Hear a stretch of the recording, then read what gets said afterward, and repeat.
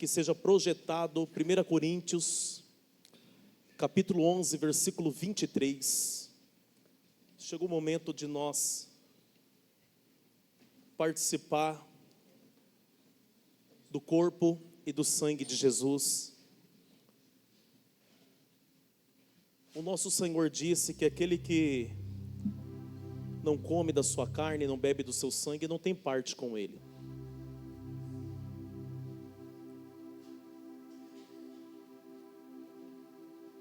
Deixa eu falar algo para você. A Bíblia diz que o Cordeiro de Deus já estava preparado desde a fundação do mundo. Se o Cordeiro de Deus estava preparado desde a fundação do mundo, isto significa que Deus nunca é pego de surpresa. Deus já sabia que o homem ia errar. É por isso que Ele já deixou preparado o Cordeiro.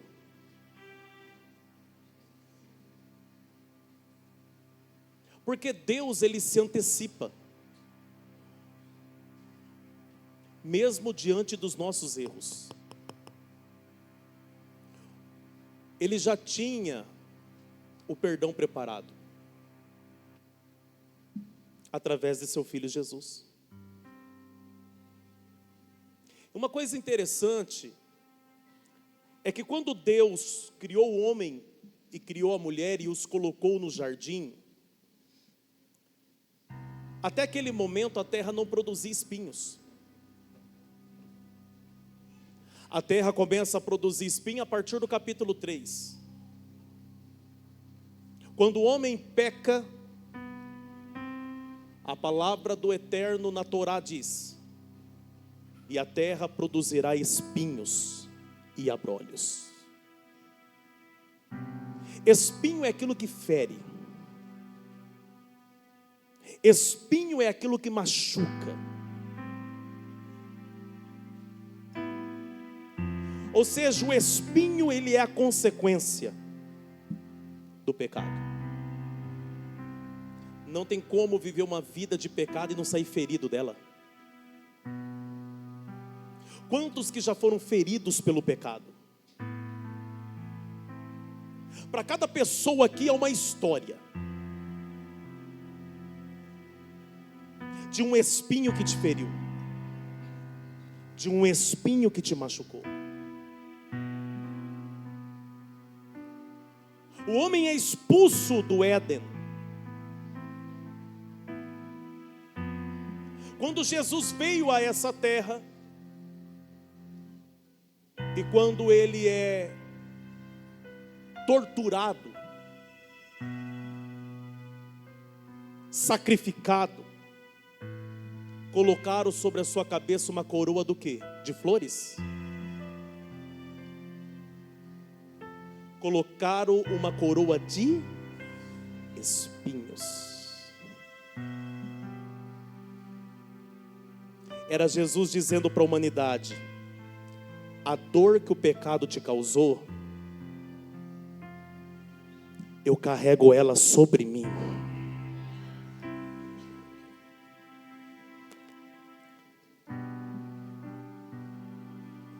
E se o espinho é o fruto do pecado, se o espinho é o fruto de Satanás, eu tenho uma outra história para te contar. Todo rei vencedor na antiguidade, depois das guerras, ele tirava a coroa que estava na cabeça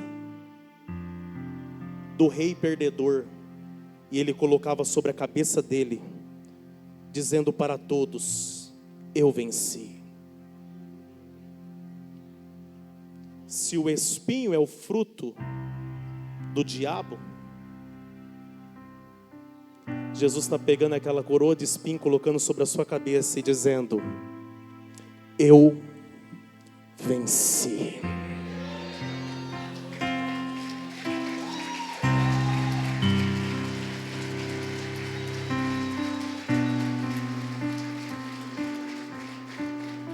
Jesus venceu. Aleluia. Ah, diga isso, Jesus venceu. Diga, Jesus venceu. Aleluia! E é com essa alegria, é debaixo desse júbilo, que nós vamos participar desse momento tão sublime, que é a Santa Ceia. E eu vou pedir para os oficiais distribuir os kits da Santa Ceia. E ao receber, espere. Você já pode abrir ali o pão, mas espere, para que todos nós possamos participar juntos. Por favor, distribua.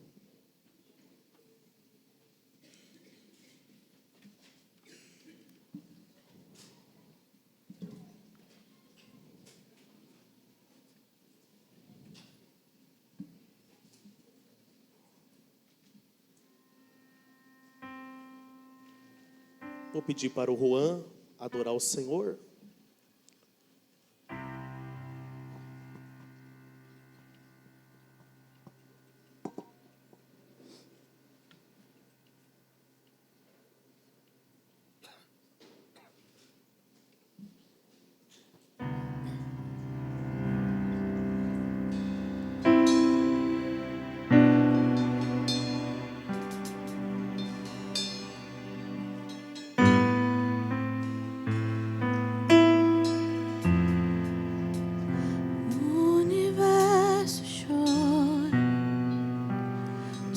Se apagou, ali estava morto o Salvador,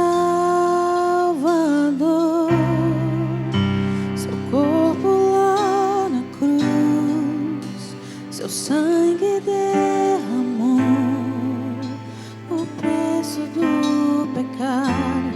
Ele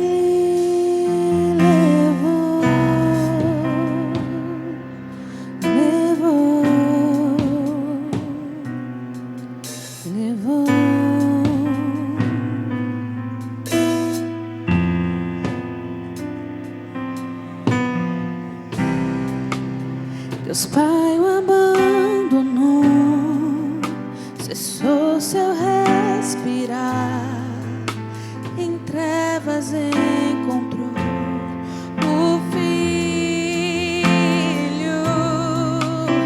A guerra começou, a morte ele enfrentou, todo o poder das trevas vencido. Estremeceu, sepulcro se abriu e nada vencerá seu grande amor. Ó morte, onde está? O Rei ressuscitou, ele venceu pra sempre.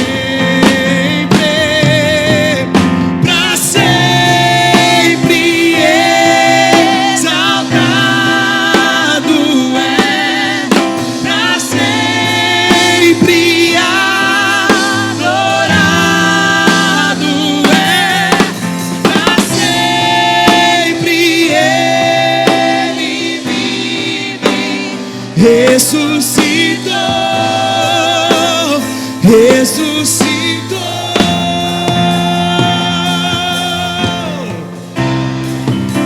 A terra estremeceu, sepulcro se abriu e nada vencerá seu grande amor.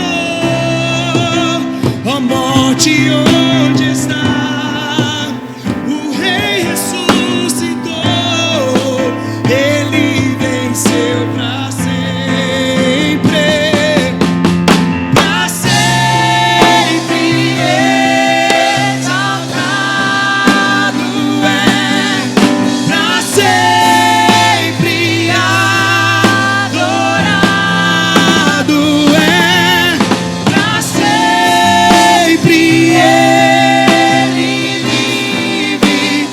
ressuscitou, ressuscitou.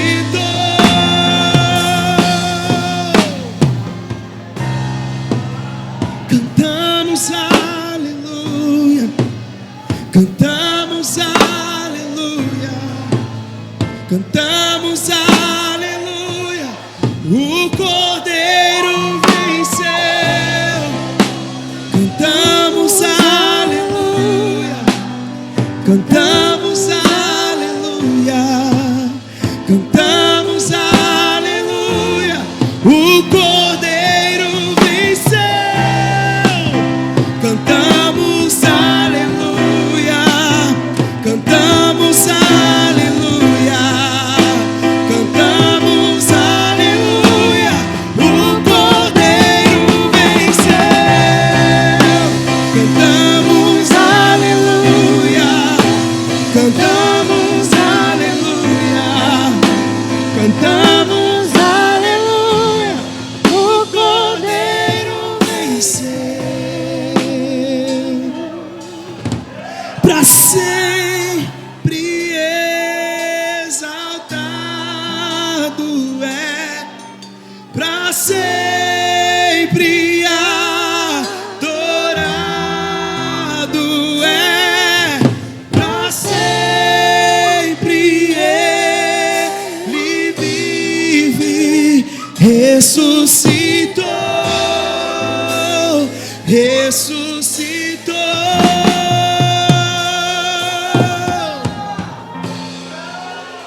Ora, mala. Aleluia.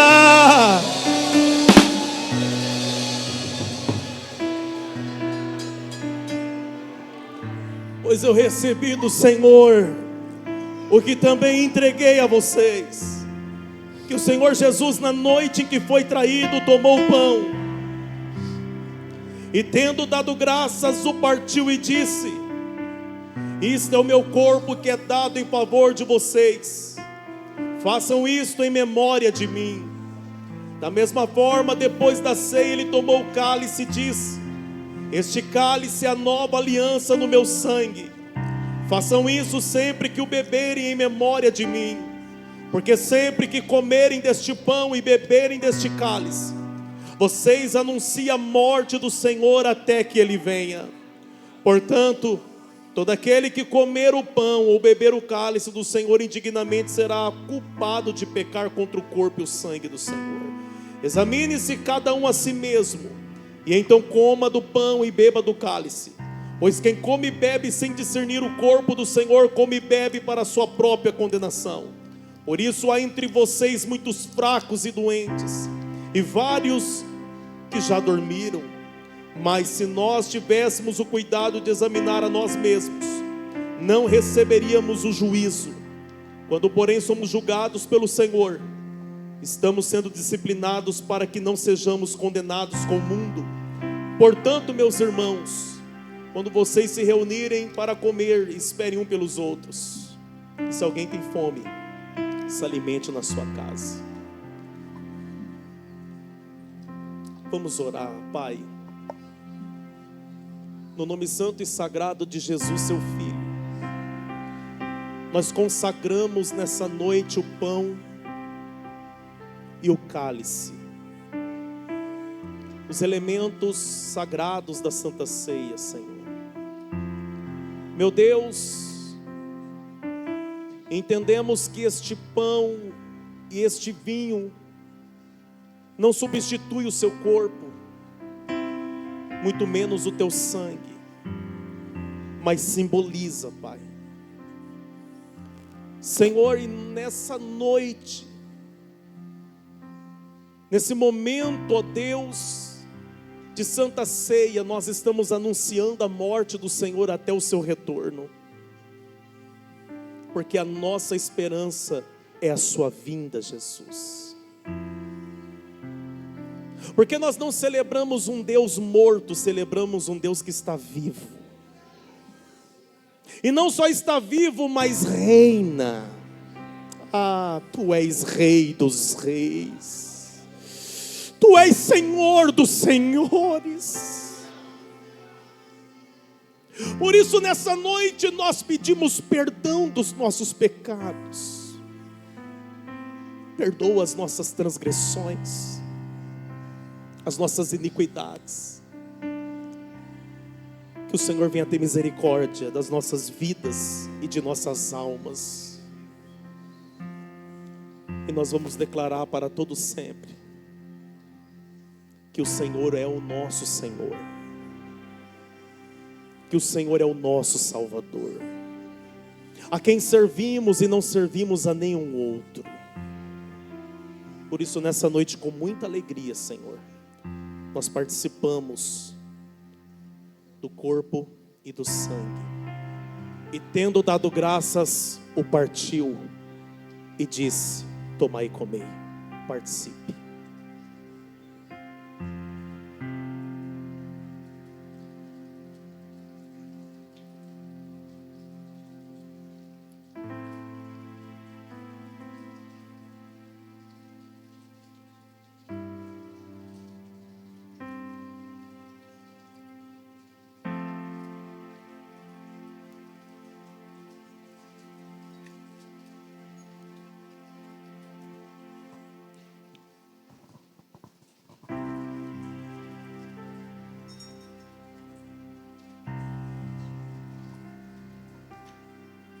Senhor nosso Deus e nosso Pai, te agradecemos por fazer parte dessa comunhão, Pai, por ter parte na mesa com o Senhor, meu Deus.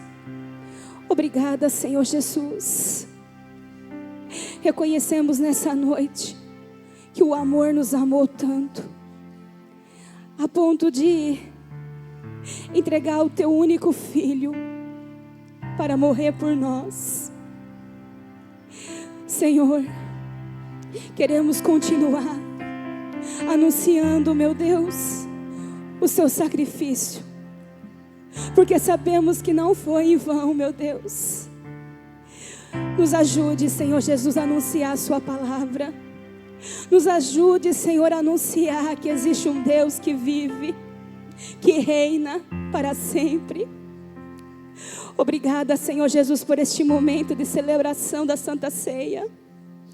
Obrigada por nos dar a chance mais uma vez, Pai, de reconhecer o quão falha e pecadores nós somos e o quanto nós encarece da sua misericórdia e da sua graça todos os dias, Pai. Obrigada por este momento. Obrigada pela vida dos seus filhos que aqui estão participando, Pai. Que o Senhor possa abençoar a todos, fortalecer a todos, em nome do Senhor Jesus, Pai. É o que nós te pedimos nessa noite. Obrigada, Senhor Jesus. Aleluia. Aplauda o Senhor.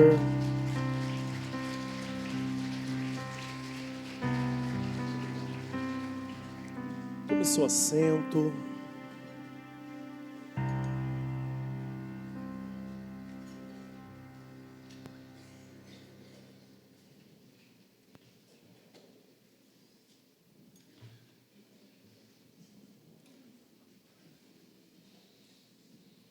Quantos ainda querem ouvir a palavra de Deus?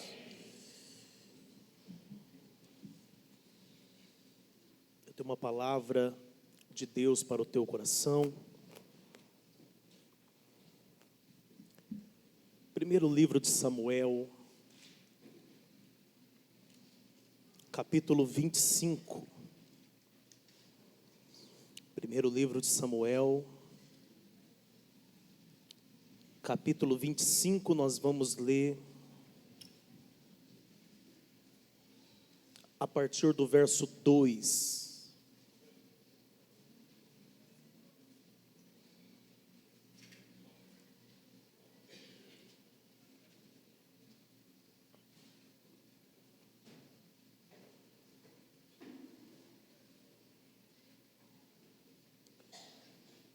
Está escrito assim: certo homem de Maom, que tinha seus bens na cidade de Carmelo,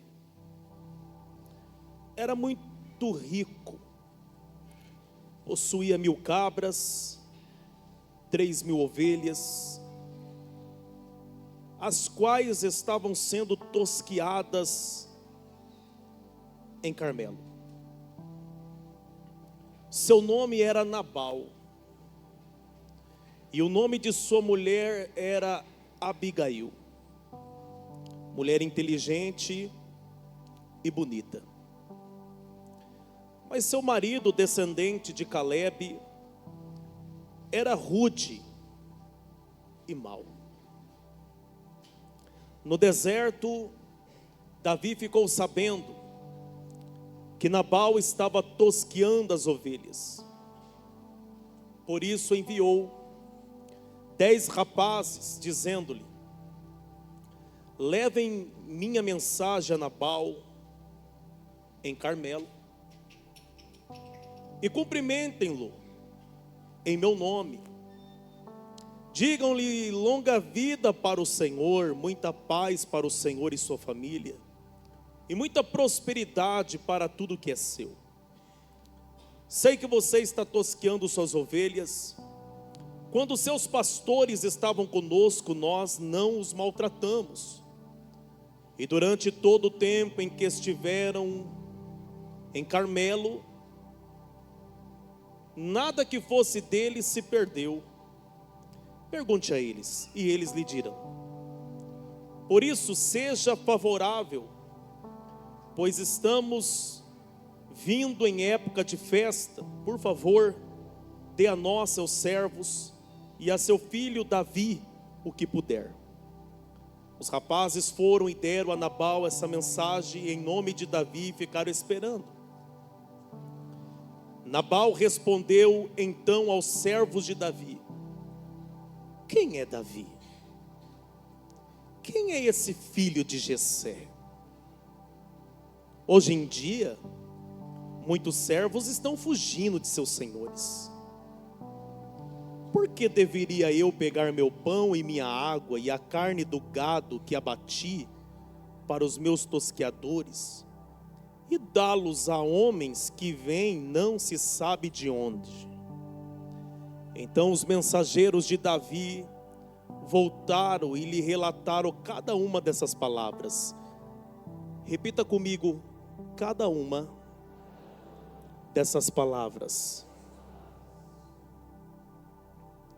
Davi ordenou aos seus homens: põe as suas espadas na cintura.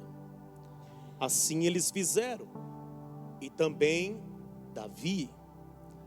Cerca de 400 homens acompanharam Davi, enquanto 200 permaneceram com a bagagem. Um dos servos disse a Abigail, mulher de Nabal, do deserto: Davi enviou mensageiros para saudar o nosso Senhor, mas ele os insultou. Diga, ele os insultou. No entanto, aqueles homens foram muito bons para conosco, não nos maltrataram.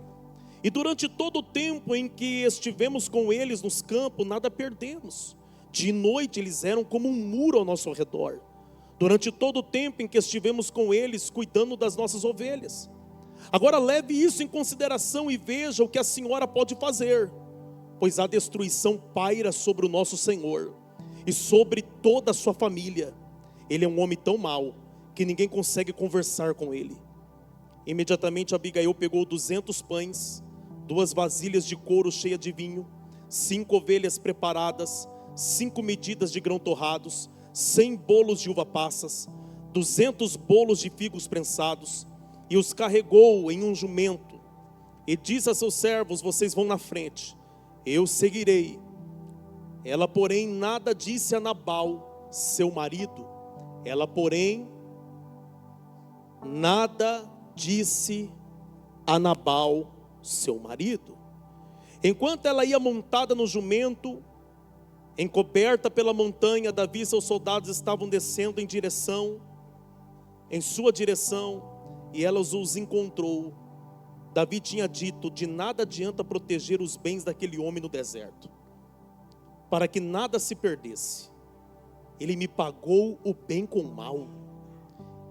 Que Deus castigue Davi e faça com muita severidade, caso até de manhã eu deixe vivo um só do sexo masculino, de todos que pertencem a Nabal. Quando Abigail viu Davi, desceu depressa do jumento, prostrou-se perante Davi com o seu rosto em terra. Ela caiu aos seus pés e disse: meu senhor, a culpa é toda minha, por favor permite que tua serva fale e ouve o que ela tem a dizer. E vocês dizem amém. Curva sua cabeça, Pai, em nome de Jesus. Estamos diante da tua palavra. Fala conosco, Senhor.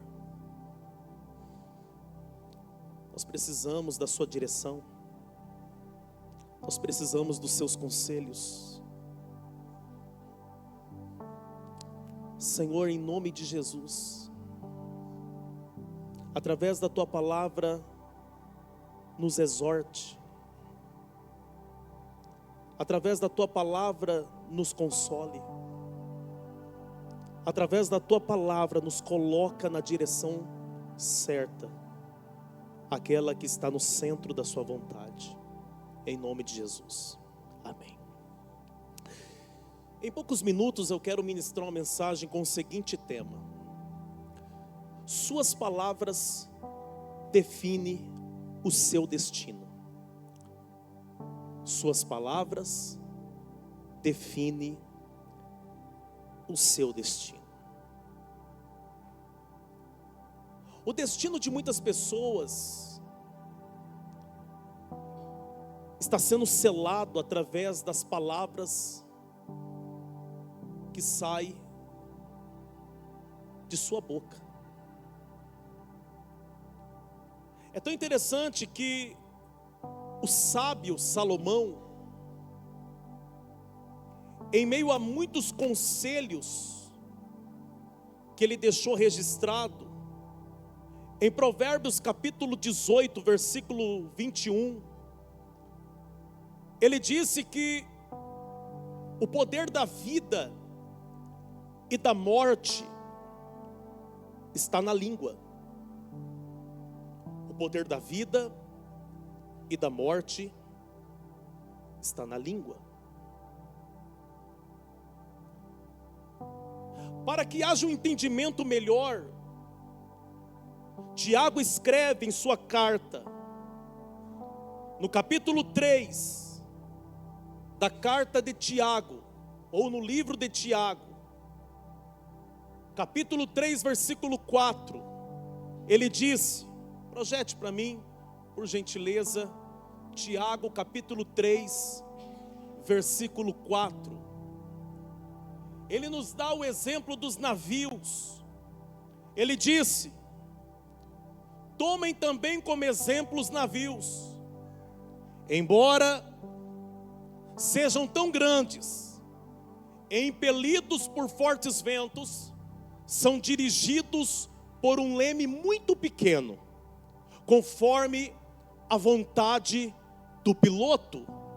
Verso 5: semelhantemente, a língua é um pequeno órgão do corpo, mas se vangloria de grandes coisas. Veja como um grande bosque é incendiado por uma simples fagulha. Aqui Tiago está dizendo que os navios, ou os grandes navios, mesmo impelidos por fortes ventos, a única coisa que pode mudar o destino de um navio é um pequeno leme, conduzido pelo piloto. A embarcação pode ser grande, mas um instrumento que dá destino é pequeno. E aí ele diz: semelhantemente também a língua. A língua é um pequeno membro, mas pode definir o destino de uma pessoa. E aí nós entendemos o que o sábio Salomão quis dizer: que o poder da vida e da morte está na língua. Então, quantas pessoas que são exaltadas, são honradas por conta de suas palavras, e quantas pessoas que são abatidas, humilhadas por conta de suas palavras. Nós precisamos entender aquilo que Tiago também diz a respeito deste assunto. Ele disse que de uma mesma fonte não pode jorrar água amarga e água doce. De uma mesma fonte tem que jorrar apenas um tipo de água. E talvez você esteja pensando, mas o que isso tudo tem a ver com o texto lido? Aqui nós temos um homem que o seu destino será definido por suas palavras. O nome deste homem era Nabal. Repita comigo, só para que haja uma memorização, diga Nabal. Nabal no hebraico significa insensato ou tolo. As informações que nós temos a respeito de Nabal é que ele era um homem rico, próspero, um homem que possuía muitos bens, um homem que tinha muitas ovelhas, um homem que vinha da descendência de Caleb. Ou seja, ele não era qualquer um. Diga comigo, ele não era qualquer um. Primeiro, pela sua descendência. Os seus antepassados veio da linhagem de Caleb. Você sabe quem foi Caleb? Quem sabe quem foi Caleb aqui? Levanta a mão.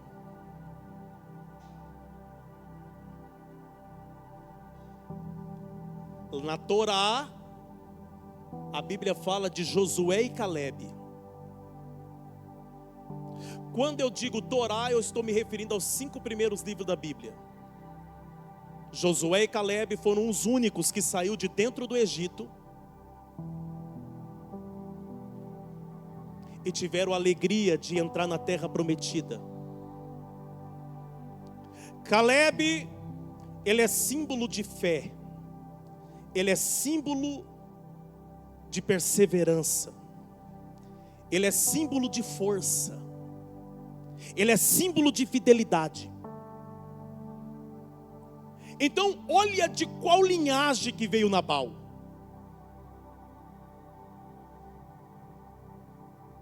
Mas muito diferente de seus antepassados, a Bíblia diz que ele era um homem mau.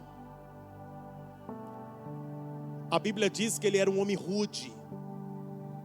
Se você ler na versão ARC, vai estar escrito que ele era um homem maligno.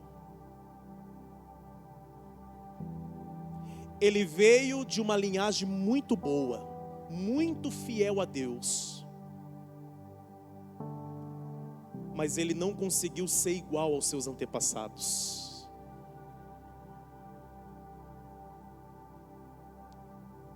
Essas são as informações que temos a seu respeito. E esse homem era casado com uma mulher chamada Abigail. Diga comigo, Abigail. As informações que nós temos a respeito de Abigail é que ela era uma mulher inteligente, é que ela era uma mulher bonita, formosa, uma mulher sábia. Talvez você fique pensando, como que uma mulher inteligente, bonita e sábia está casada com um homem rude e maligno? Porque não tem nada a ver um com o outro. É porque naquela época os casamentos eram arranjados.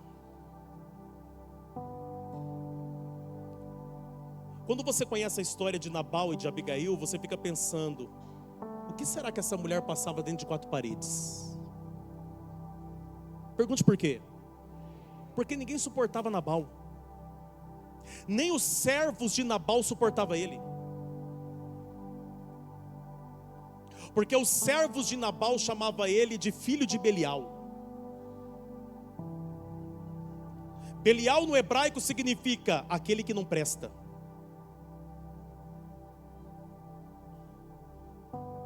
Até os servos dele diziam que ele não prestava.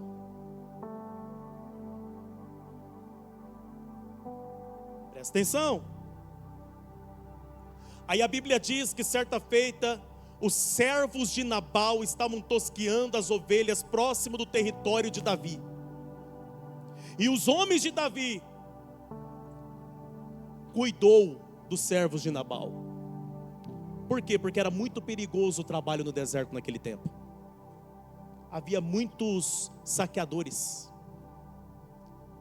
Mas os homens de Davi protegeram, guardaram, alimentaram os servos de Nabal. Eles usaram de bondade para com os servos de Nabal. E agora Davi está próximo do Carmelo, justamente próximo do território de Nabal. E Davi também está passando pelo período das ovelhas que precisavam ser tosqueadas. Aí Davi pega 10 rapazes, 10 servos, e diz a eles: vai a Nabal e diga para ele se ele pode nos abençoar.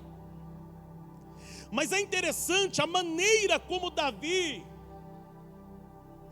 prepara aqueles rapazes para falar com Nabal.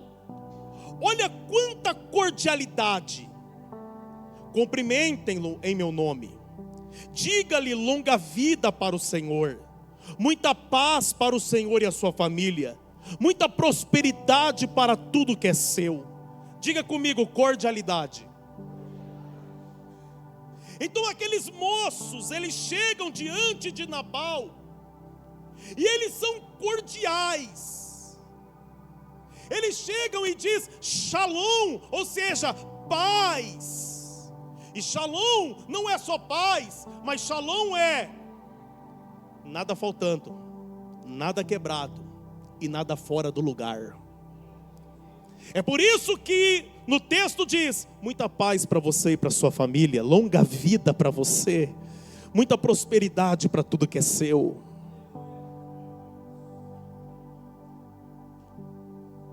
E aí eles disseram: quando seus homens esteve próximo do nosso território, nós cuidamos deles.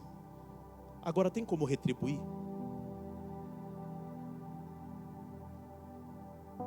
Só que Nabal vai ser um insensato. Nabal disse: quem é Davi? Quem é o filho de Jessé? Em qual momento os servos de Davi estão dizendo para Nabal que era o filho de Jessé que estava ali? Em nenhum momento. Só falaram que era Davi. O Nabal está dizendo: quem é Davi, quem é o filho de Jessé? Ele está tratando com desprezo Davi e a sua linhagem.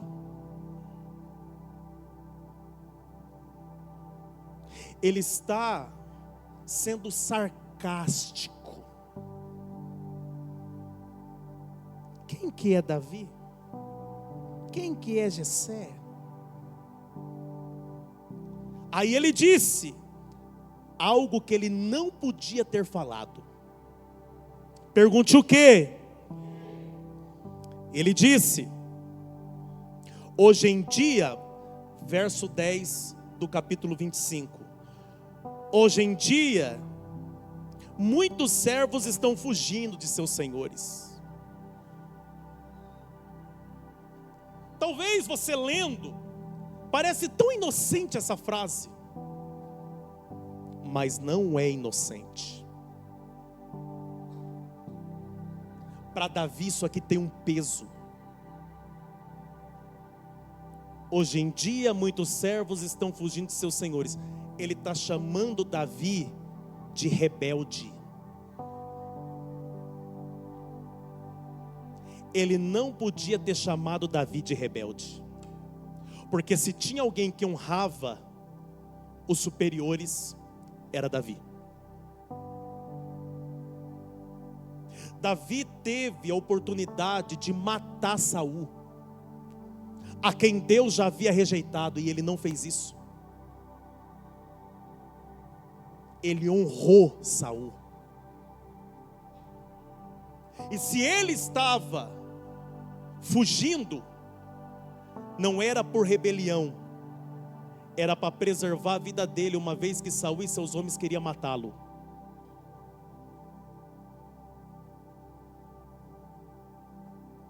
Essas palavras vai ter consequência.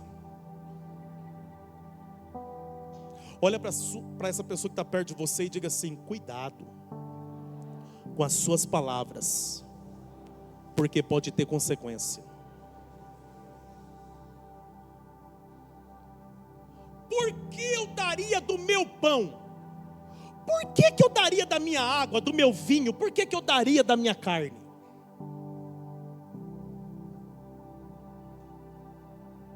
Diga, ele foi rude. A Bíblia diz que nesse momento os servos de Davi voltam. E o texto diz que eles relataram cada uma de suas.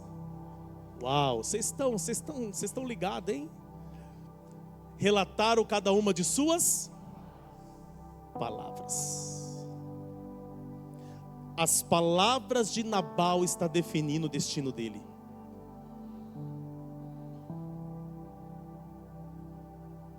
É nesse momento que Davi disse: pegue a espada. Davi andava com 600 homens. Ele deixa 200 guardando a bagagem. Ele pega 400. E disse: que Deus me castigue se eu não matar Nabal e todos do sexo masculino. Eu vou matar até os meninos. Sabe o que Davi está dizendo? Eu não vou deixar descendência na casa de Nabal. E por que Davi está falando isso? Porque Nabal desprezou a linhagem dele. Cuidado quando você despreza a história de alguém. Porque desprezar a linhagem de alguém é a mesma coisa de você desprezar a história da família de alguém. Olha para essa pessoa e diga: cuidado. Nunca despreze a história de alguém.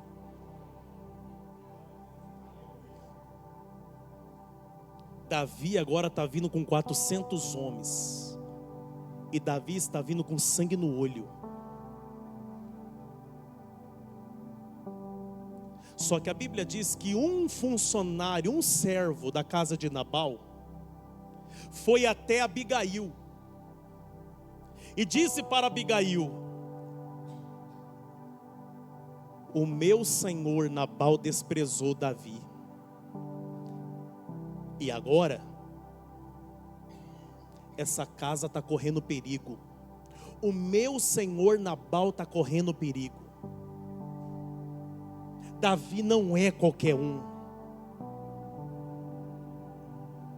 Quando Abigail ouviu de seu servo essas palavras, olha a atitude de uma mulher sábia, inteligente.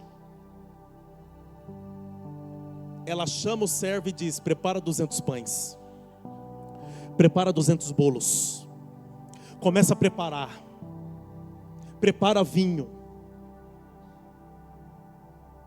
E a Bíblia diz que ela coloca tudo aquilo sobre um jumento. E ela vai ao encontro de Davi.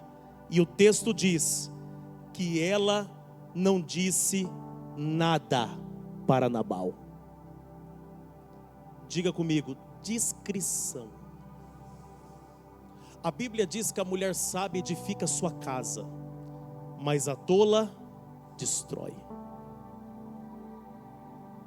Há momentos na nossa vida que nós precisamos agir com discrição. Há momentos que nós precisamos ser discretos.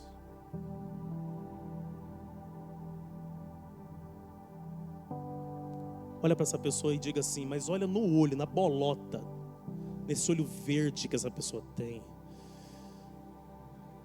E diga assim, ó, seja discreto.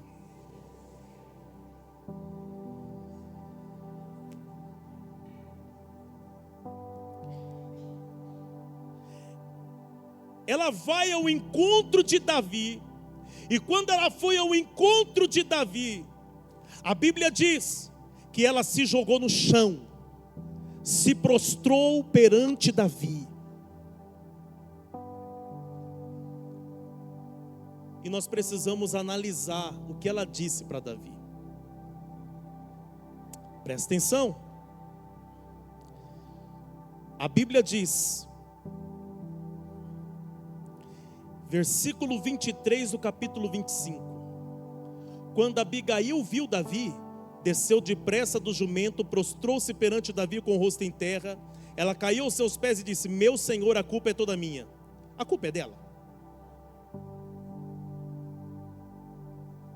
Mas por que ela está falando que a culpa é dela? É porque dentro de uma aliança nós somos uma só carne.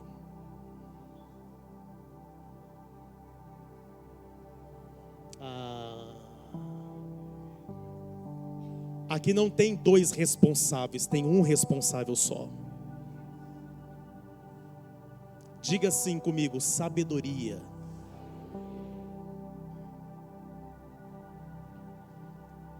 Tem mulher que não vê a hora do marido errar para ela começar a jogar na cara.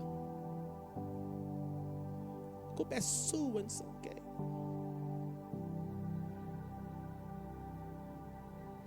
Abigail é diferente. Ela disse, a culpa é toda minha, por favor, permite que tua serva te fale e ouve o que ela tem a dizer. Meu senhor, não dê atenção àquele homem mau, Nabal. Ele é insensato conforme o significado do seu nome. Olha o que ela está dizendo. Meu Deus do céu, cara. Olha o que ela está dizendo. Ele é insensato conforme o significado do seu nome. A insensatez o acompanha.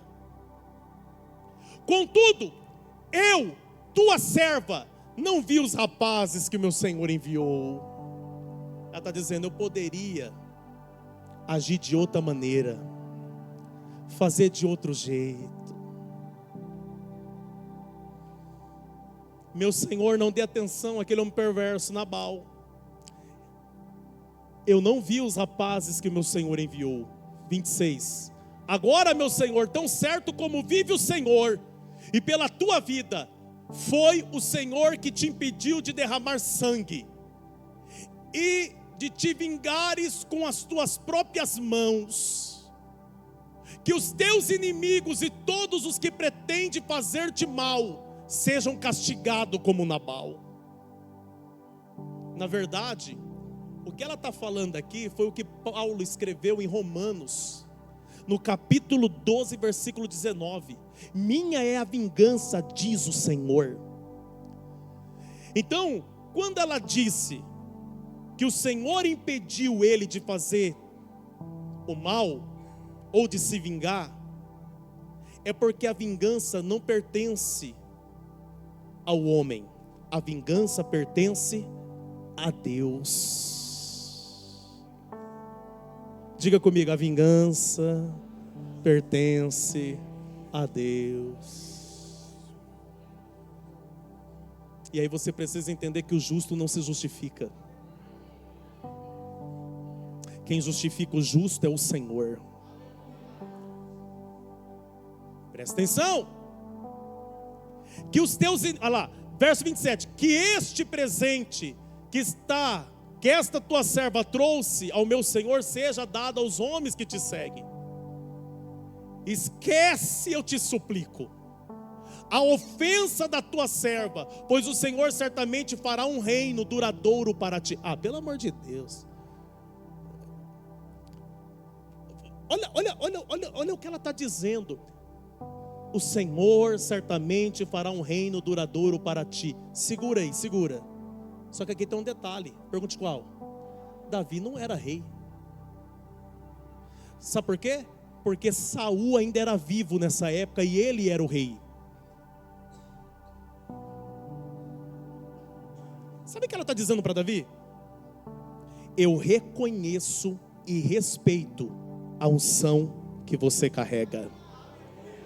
Eu sei que tu és o próximo rei. Aleluia. Ela está dizendo, eu respeito o que você carrega.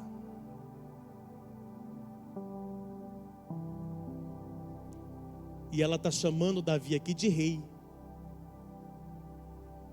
Ela está chamando Davi de? Presta atenção. Projeta para mim, por gentileza, Provérbios capítulo 15, versículo 1. Provérbios capítulo 15, versículo 1. Depois você volta nesse mesmo texto que nós estamos para dar sequência. Mas olha o que diz Provérbios 15, 1. A resposta calma desvia a fúria, mas a palavra ríspida desperta a ira. A resposta calma desvia a resposta calma desvia. É o que Abigail está fazendo. A palavra branda ou a resposta calma desvia a fúria. Se você sabe que a pessoa está nervosa, se você sabe que a pessoa está com sangue no olho, você vai bater de frente para quê? Você vai fazer um papel de tolo. Por quê? Porque a palavra ríspida só vai despertar a ira na outra pessoa. E esse é o grande problema das pessoas hoje em dia. Mesmo nós tendo um conselho milenar, e a gente ainda erra nessa área. Mesmo tendo um conselho de um sábio, nós ainda erramos. Por quê? Porque os maiores conflitos é justamente por nós não seguir esse conselho. Porque ao invés de nós usar a palavra branda, nós aumentamos ainda mais o conflito. Por quê? Porque nos falta o espírito apaziguador que Abigail tinha. Abigail tinha um espírito apaziguador, mas tem pessoas que ele tem um espírito incendiário, e não é incendiado o fogo do Espírito Santo, é se incendiar com o fogo da contenda. Porque tem pessoas que ele aumenta ainda mais o calor da confusão, tem pessoas que ele aumenta ainda mais a treta. Tem gente que ele recebe o espírito da Vera Verão. Epa! O que não recebe o espírito da Vera Verão, recebe da Tati Quebra-Barraco. Não! E ainda tenta se justificar. Eu sou assim, nasci assim. Ah, Gabriela. Um dia teve um irmão bravo, falou assim para mim: aqui corre sangue alagoano. Eu falei assim, então, quando correr o sangue de Jesus na sua veia e você for transformado, você fala comigo.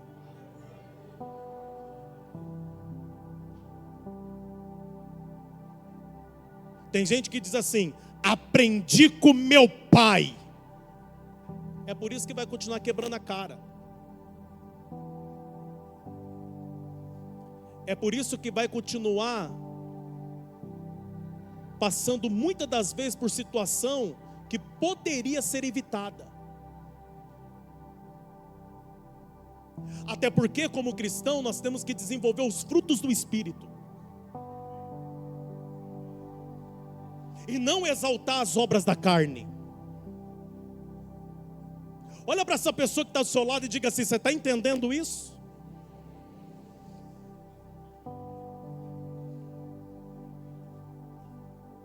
Ô irmã, se você sabe que esse homem aí está bravo, por que que você vai...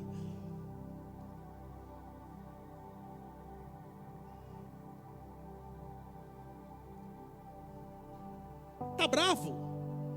Quando ele chegar, fala: meu amor, eu fiz aquele café. Não quer entrar para tomar uma xícara de café?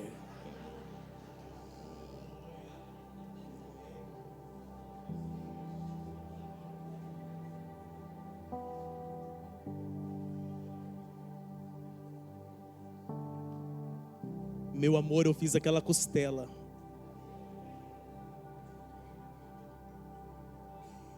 Ah, sabe aquele creme que você viu lá? Aquele creme, eu comprei.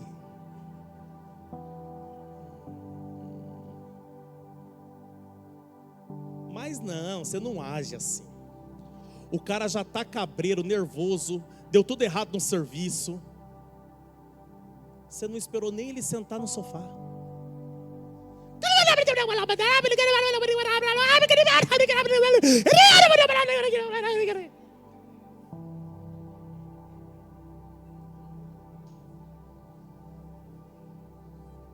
É por isso que o teu marido está que nem aquela música sertaneja.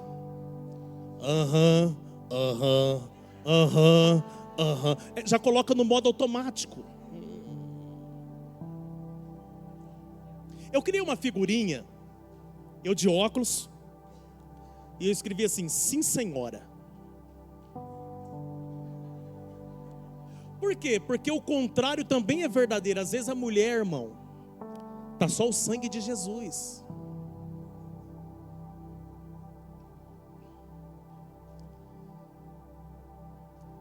E aí quando tá meia cabreira e manda mensagem para mim, né? Aí eu mando aquela figurinha: sim, senhora.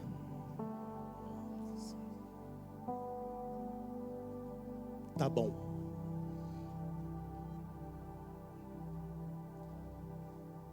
Augusto Cury diz, o maior psicanalista, o psicanalista mais lido do mundo, ele disse: cuidado com os 5 primeiros segundos.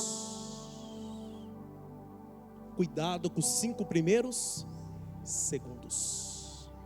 Porque diante do calor de uma confusão, nós não pensamos nos 5 primeiros segundos. E depois, para consertar esses 5 segundos é um problema. Tem marido aí que faz 30 anos está tentando consertar os 5 segundos. Até agora não conseguiu. Então presta atenção. Meu Deus, já é aquela hora. Quem quer que eu termine? Diga amém. Pronto.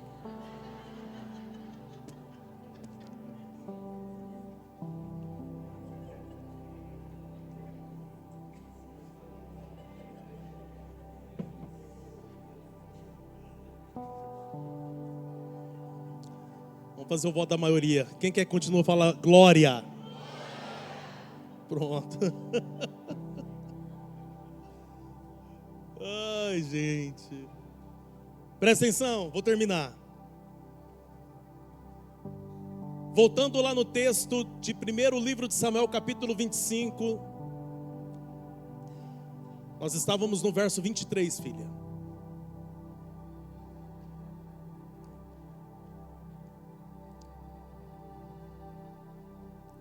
Aqui ela encontra, coloca o 26, filha. Agora, meu Senhor, tão certo como vive o Senhor pela tua vida, foi o Senhor que te impediu de derramar sangue e te vingares com as tuas próprias mãos, que os teus inimigos e todos que pretendem fazer-te mal seja castigado como Nabal. Aí ela reconhece o reino de Davi, ela reconhece o que ele carrega. E a Bíblia diz que, diante da atitude dessa mulher, Davi disse para ela: bendito seja o Senhor pela tua vida. Bendito seja o Senhor que te usou hoje para me impedir de fazer o mal. Ele começa a louvar a Deus pela atitude dela. Por quê? Porque quem sabe usar as palavras e tem a atitude correta, com toda certeza será louvado diante dos homens. Só que presta atenção, nesse momento Davi agradece e vai embora. Davi agradece e vai. A Bíblia diz que ela volta para casa, e quando ela chega em casa, ela encontra Nabal bêbado. Ele está tão bêbado, mas tão bêbado, que ela vai tentar falar com ele. Só que você já tentou falar com alguém bêbado? Quem já tentou falar com alguém bêbado aí? Você conseguiu? No outro dia lembrou? A Bíblia diz que ela tentou, mas ele não conseguia entender suas palavras. Aí ela deixou passar aquela noite. No outro dia, quando ele estava curado da cachaça, ela chamou ele e disse para ele: era para você ter morrido, viu? Ontem, Davi, 400 homens veio para te matar. A nossa família estava em perigo. A nossa família estava em... E a Bíblia diz que, diante do que aquela mulher falou para Nabal, presta atenção, coloca o verso 37. Agora, olha para cá, olha o texto. De manhã, quando Nabal estava sóbrio, a sua mulher lhe contou tudo. Ele sofreu um ataque e ficou paralisado como pedra. Segundo os estudiosos, eles dizem que Nabal sofreu um ataque cardíaco na hora. Na hora. E aí o texto diz no verso 38 que 10 dias depois, o Senhor feriu Nabal e ele morreu. Diga: Nabal morreu. Nabal teve o seu destino traçado. O destino de Nabal podia ter sido diferente, mas não foi diferente, porque o que selou o destino dele foi as palavras dele. Foi aquilo que saiu da sua boca. Tem palavras que você consegue remediar pedindo perdão, mas tem palavras que, dependendo da forma como você disse, para quem você disse, não tem como consertar. É a mesma coisa de fazer remendo numa taça quebrada.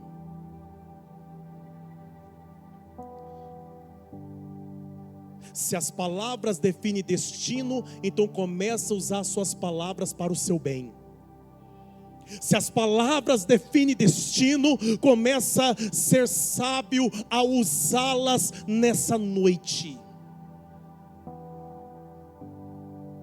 Se as palavras definem destino, seja um homem sábio dentro da tua casa. Se as palavras definem destino, comece a ser uma mulher sábia dentro da sua casa. Se as palavras definem destino, começa a ser sábio quando você for falar com seus filhos.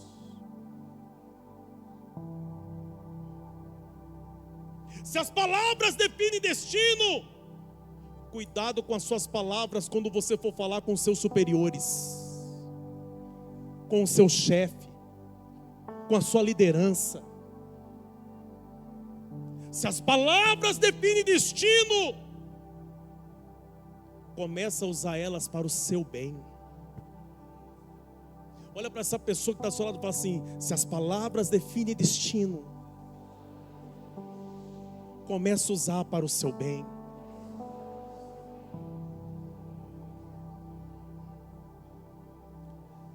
O destino de Nabal foi selado com a morte.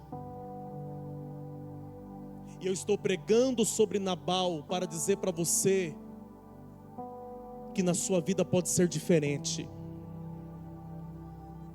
Na sua vida pode ser diferente. Na sua casa pode ser diferente. No seu casamento pode ser diferente. Eu quero declarar como profeta de Deus que você não vai ter um final trágico como Nabal. Eu estou declarando nessa noite que você não vai terminar como Nabal. Você vai terminar como Abigail.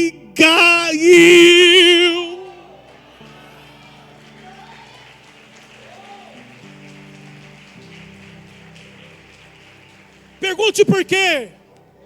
Porque a Bíblia diz que depois que Nabal morreu, Davi foi lá e casou-se com Abigail. Ou seja, ela casou com o... Não, peraí, ela casou com o... E passou a viver aonde?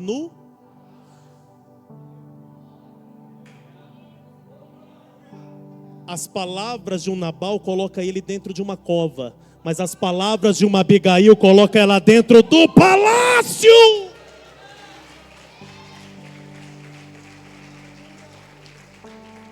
A minha pergunta para encerrar é: como que você quer terminar? Fica de pé.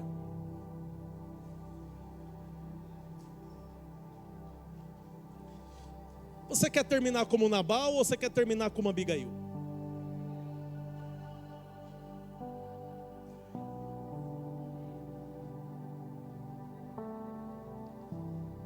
Talvez a palavra de hoje mexeu um pouquinho com você. Porque talvez você já vem sofrendo algumas consequências. Talvez é uma porta que se fechou por conta de uma palavra que você liberou. Talvez hoje o motivo de tanta intriga e confusão no seio familiar seja por conta de palavras que foram ditas no calor do momento.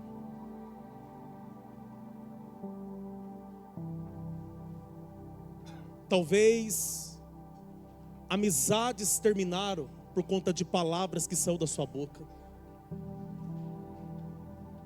E são situações que te entristecem hoje. Eu quero falar para você que você pode pegar isso e colocar no altar de Deus.